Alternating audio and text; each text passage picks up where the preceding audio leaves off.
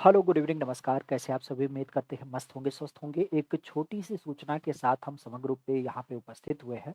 Basically अगर देखा जाए तो आप भी जानते हैं कि हमारे यहाँ पे यूपी पीसीएस जो आयोग है, उसके द्वारा 2 बहुत बड़ी परीक्षाओं का आयोजन किया जाना है और जिसके लिए जो नोटिफ़िकेशन जारी किया गया था, वो आप भी जानते हैं।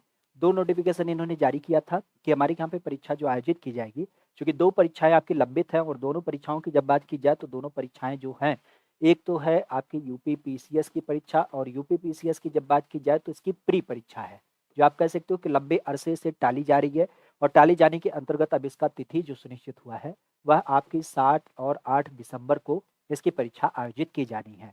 बेसिक आप जानते हैं कि 2 दिन, सबसे बड़ी बात यही आ जाती है कि इस परीक्षा को 2 दिन में आयोजित किया जाना है और इसी तरीके से यूपी पीसीएस की जब बात की जाए, तो यूपी पीसीएस अर्थात यूपी पीसीएस आयोग के माध्यम से जो एक परीक्षा और है जिसको हम नाम देते हैं आरओ एआरओ की परीक्षा, इसका भी आयोजन किया जाना है। क्योंकि ये परीक्षा री एग्जाम होनी है, परीक्षा रद्द हो गई थी। तो इस री एग्जाम परीक्षा की जब बात की जाए तो री एग्जाम परीक्षा के लिए जो आपकी तिथि सुनिश्चित की गई है, वह आपकी करी गई है 22 और 23 दिसंबर को। तो 22 और 23 दिसंबर में पुनः, चूँकि आप भी जानते हैं परीक्षा प्रणाली में थोड़ा-सा परिवर्तन किया गया है और इस तरीके से ये 3 पाली में आपका आयोजित किया जाएगा 2 दिन के अंतर्गत। तो मुख्य रूप से हम अगर बात करें एक स्टूडेंट के नज़रिए से, तो आज हमारे विद्यार्थियों का जो एक हुजूम है, जो विद्यार्थियों का एक समूह है जो लगातार तैयारी कर रहा है और इस तैयारी के दबाव के अलावा सदैव आयोग से एक मिन्नत कर रहा है कि भैया आप, जो आपकी एक पद्धति है खास करके नॉर्मलाइजेशन की, मानकीकरण की, ये अपने आप में काफ़ी व्यवस्थित नहीं है, काफ़ी कह सकते हो कि पारदर्शी नहीं है। इस नाते हम इसका पुरजोर विरोध करते हैं और सीधे तौर पे जो आपके पीसीएस परीक्षा में आपके अभ्यर्थी हैं, करीब-करीब 5.7 लाख परीक्षार्थी की जब बात की जाए, मतलब आप कह सकते हो करीब-करीब पौने 6 लाख अभ्यर्थी जो है पीसीएस परीक्षा में है और जबकि अगर देखा जाए तो 10,90,000 मतलब लगभग 11 लाख अभ्यर्थी जो आपके आरओ परीक्षा के लिए है, उनको लेकर के आप जो ये 2 दिवस की संकल्पना लेकर के सजो करके बैठे हुए हैं, वो बिल्कुल छात्र हित में नहीं है और सीधे तौर में अगर देखा जाए तो इसमें छात्रों का पूरा भविष्य अंधेर में जा रहा है और इस दशा में हम इस बात को कभी भी समर्थन नहीं देंगे कि आप इस परीक्षा को केवल इस नाम से कि हम परीक्षा पारदर्शी आयोजित कर रहे हैं, इस नाते इसको कई पालियों में आयोजित करेंगे, ये सरासर गलत है, बिल्कुल न्यायोचित नहीं है और इसी नाते आपने सुना होगा कि हमारे विद्यार्थियों का एक पूरा जो समूह है, वो इस बात को लेकर के विरोध कर रहा है और 11 नवंबर की तिथि को ध्यान रखिएगा, जिसके लिए ये तिथि सुनिश्चित हुई है कि हम लोग समग्र रूप से क्या करेंगे, एकत्रित होंगे और एकत्रित होकर के अपना पूरा का पूरा एक जो विरोध है, एक जो अपना गुस्सा है, वो आयोग के सामने रखेंगे कि भैया हमारे भविष्य के साथ आप खिलवाड़ ना करिए। अगर कुछ करना है तो हमारी बेहतरी के लिए काम करिए, ना कि ऐसे कोई विशेष प्रावधान हमारे बीच में प्रस्तुत करिए। इवन अगर देखा जाए तो इसी बीच में आपने देखा होगा कि इन्होंने मानकीकरण का जो एक नया फार्मूला है, उसको भी नए तरीके से अनाउंस कर दिया। इस बात को थोड़ा-सा संबल और मिलेगा, क्योंकि अभी आपने सुना होगा कि जब हम बात करते हैं हाई कोर्ट को लेकर के, तो हाई कोर्ट और सुप्रीम कोर्ट जैसी संस्थाओं की जब बात की जाए तो उसके माध्यम से भी ये बात सुनिश्चित की गई है कि अगर कोई परीक्षा का नोटिफिकेशन आपका जारी कर दिया गया है, तो नोटिफिकेशन के परिणाम के बाद, खास करके आप कह सकते हो कि नोटिफिकेशन के बाद उसमें कोई बड़े लेवल का परिवर्तन नहीं किया जा सकता है। बेसिक तिथि वगैरह वह परिवर्तन कर दे, लेकिन परीक्षा प्रणाली को लेकर के, परीक्षा पैटर्न को लेकर के, क्वेश्चन पद्धति को लेकर के, इन सब मुद्दतों की जब बात की जाए तो उसमें ये कोई बड़े लेवल का आमूल-चूल परिवर्तन नहीं कर सकते। अगर उसे उन्हें करना है तो उसको नोटिफिकेशन में दर्शाना ही पड़ेगा और इसी बात को लेकर के हम पहले से, वो भगवान राम की संकल्पना है ना कि भगवान राम भी 3 दिन तक समुद्र को मनाते रहे थे, उसको पूजा अर्चना कर रहे थे, लेकिन समुद्र को भी ना समझ में आया। तो गए 3 दिन बीत, तो उसी दशा में आज हम लोग आयोग के सामने बहुत दिनों से मिन्नत कर रहे हैं और हमें तो ना समझ में आता है कि आयोग है या फिर सही जिसने लिखा था चिलम आयोग वही है। क्यों? क्योंकि सीधे शब्दों में इसने तो छात्रों का जीना दुश्वार कर दिया है।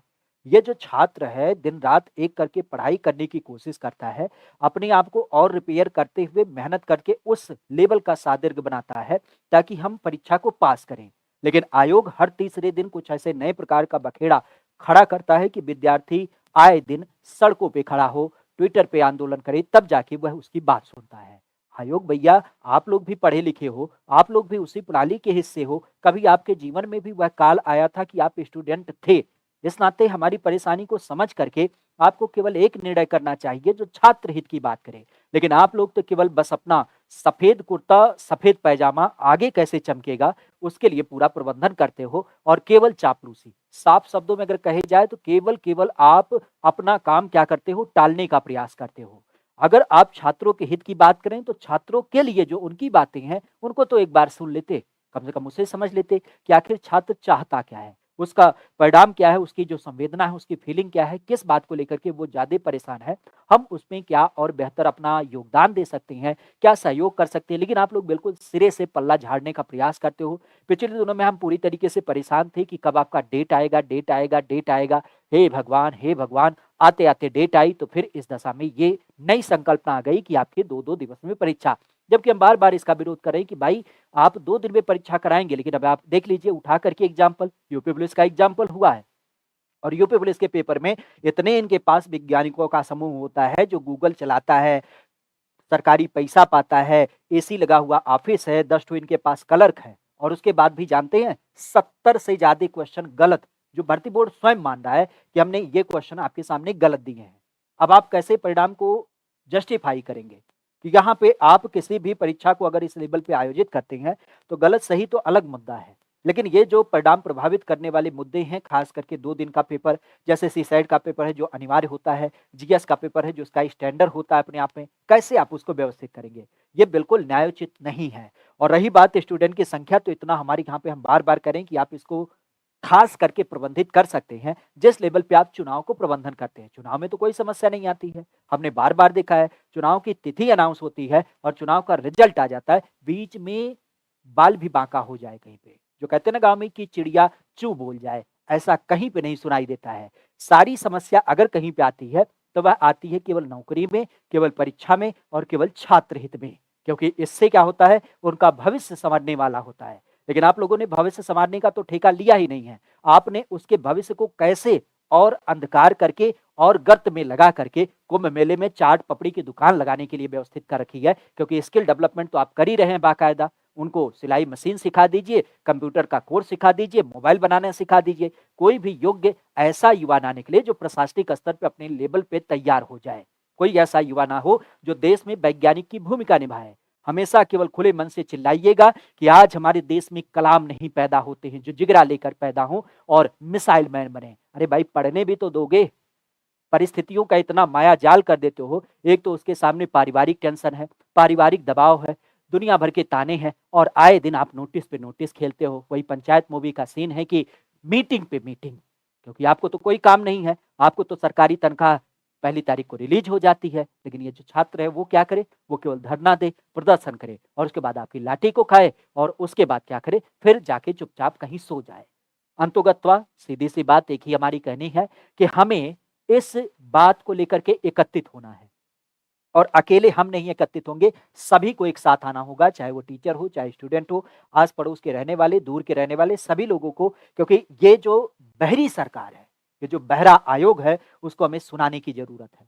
और 11 नवंबर को हमें समग्र रूप से याद होना पड़ेगा, एक साथ होना पड़ेगा, चाहे वो सोशल मीडिया का माध्यम हो, चाहे ऑनलाइन माध्यम हो, चाहे प्रत्यक्ष रूप से ऑफलाइन माध्यम हो। सभी लोगों को एक साथ आना पड़ेगा, क्योंकि भाई अपनी बात रखने के लिए जब तक हम खड़े नहीं होंगे, तब तक ये बिल्कुल सुनने वालों में से नहीं है। विश्वास मानिएगा, अगर हमारा मन मिलता ना और हमें ये लोग मिलते, पहला काम हम यही करते, जूता निकाल के मारते और पूछते जब स्टूडेंट थे, बाप पैसा नहीं दे रहा था, कोचिंग करके पढ़ रहे थे, तो कहाँ से प्रबंधन करते थे? आज चर्बी चढ़ गई है तुम्हें, सरकारी तनख्वाह मिल रही है, भूल गए सारा दिन। लेकिन क्या ही कहा जाए, भविष्य उन्हीं के साथ आएगा, उनके भी बाल बच्चे होते हैं। और वाक़ई विश्वास मानिएगा, जो दूसरे लोगों के साथ ऐसा बुरा कुकर्म करते हैं ना, उन्हीं के जीवन में पलट के आता है। उन्हीं के लड़के लफंगे निकलते हैं। कितनी भी कोशिश कर लें, उनका लड़का कभी नहीं इस परीक्षा में बैठता है। वो नेता बनेगा या कहीं पॉकेट मार बनेगा। बहरहाल उससे हमें क्या लेना-देना, किसी के बारे में हमें कुछ नहीं सोचना। बहरहाल हमें अपने भविष्य के बारे में सोचना है और 11 नवंबर को एकत्रित होना है, बस इतनी बात हमें कहनी थी। ठीक है? चलिए, thank you, all the best.